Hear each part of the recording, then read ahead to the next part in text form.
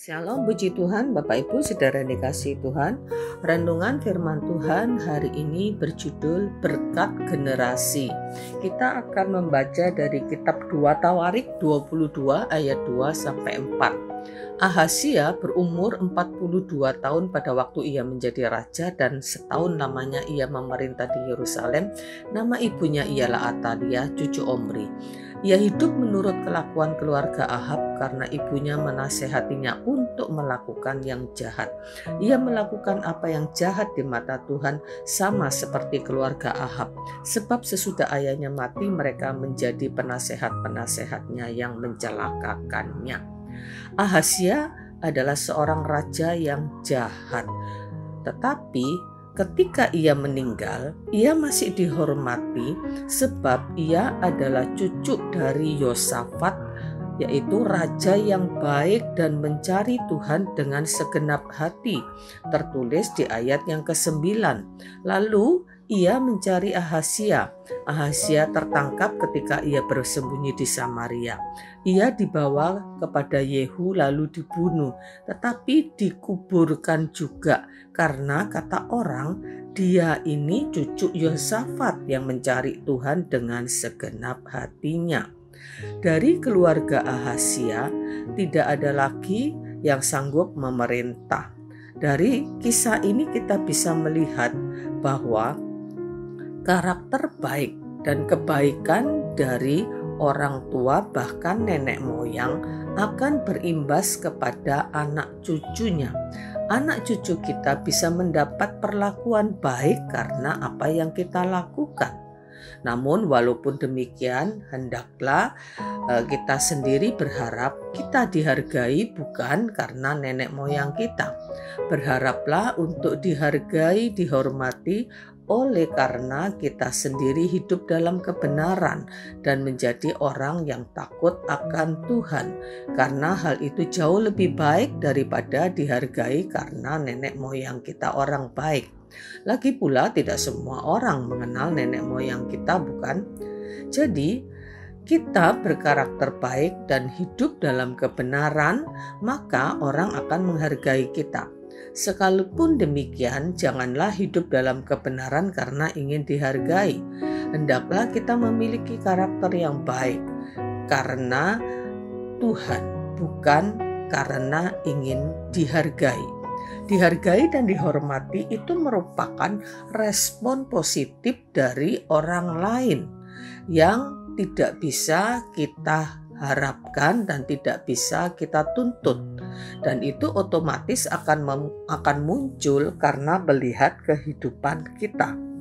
Jika kita bisa mendapat dampak positif, dihargai, dihormati karena perbuatan nenek moyang kita, maka kita pun harus menjaganya, bahkan kita harus mewariskan hal yang sama, hal yang berdampak baik bagi anak cucu kita.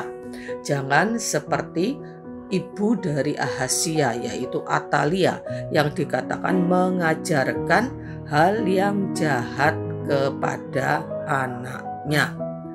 Jadi Bapak Ibu Saudara yang dikasihi Tuhan, mari kita berusaha untuk berkarakter baik, hidup di dalam kebenaran, hidup di dalam takut akan Tuhan, hidup di dalam iman yang benar, sehingga kita juga mewariskan hal-hal yang baik bagi anak cucu kita. Yang penting yang kita wariskan itu bukan sekedar nama baik, penghargaan, atau penghormatan, tetapi yang lebih penting untuk kita wariskan adalah nilai-nilai iman, nilai-nilai kebenaran, karakter yang baik, yang jauh lebih berharga dan bernilai daripada warisan kekayaan dan ilmu pengetahuan. Dan semuanya ini harus kita salurkan lewat pendidikan yang kita berikan kepada anak cucu kita. Jadi menjadi tanggung jawab orang tua untuk mewariskan hal-hal yang benar, hal-hal yang bernilai sampai kekekalan. Warisan harta memang berguna, tapi hanya untuk hidup di dunia ini. Setelah meninggalkan dunia, semuanya tidak berguna lagi.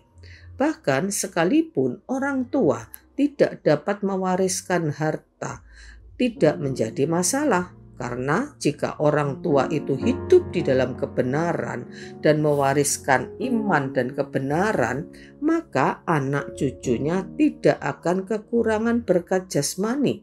Seperti tertulis dalam Mazmur 37 ayat 25-26. Dahulu aku muda, sekarang telah menjadi tua, tetapi tidak pernah kulihat orang benar ditinggalkan, anak cucunya meminta-minta roti.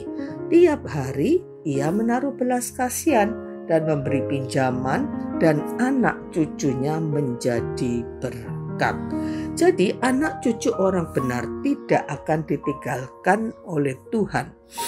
Oleh sebab itu, Bapak Ibu yang dikasihi Tuhan, kita harus sungguh-sungguh hidup beriman, hidup di dalam kebenaran, menjaga nama baik, maka berkat akan turun tidak hanya untuk diri kita sendiri, tetapi sampai kepada keturunan kita. Ini adalah warisan yang sangat-sangat berharga bagi anak cucu kita. Jadi jangan hanya berfokus untuk mewariskan harta, mewariskan perusahaan, mewariskan hal-hal yang bernilai duniawi, tetapi mari kita lebih berfokus untuk mewariskan hal-hal rohani yang berdampak sampai kepada kekekalan. Dikatakan di Mazmur 37 ayat 25-26 tadi, bahkan dikatakan anak cucu orang benar itu tidak hanya sekedar diberkati, tetapi mereka menjadi berkat bagi orang lain, bagi banyak orang. Bukankah ini yang lebih menjadi kebanggaan bagi kita, lebih mendatangkan sukacita bagi kita sebagai orang tua? Amin, puji Tuhan. Mari kita berdoa. Terima kasih Tuhan, Kau sudah memberikan kepada kami iman, pengharapan, kasih, dan kebenaran.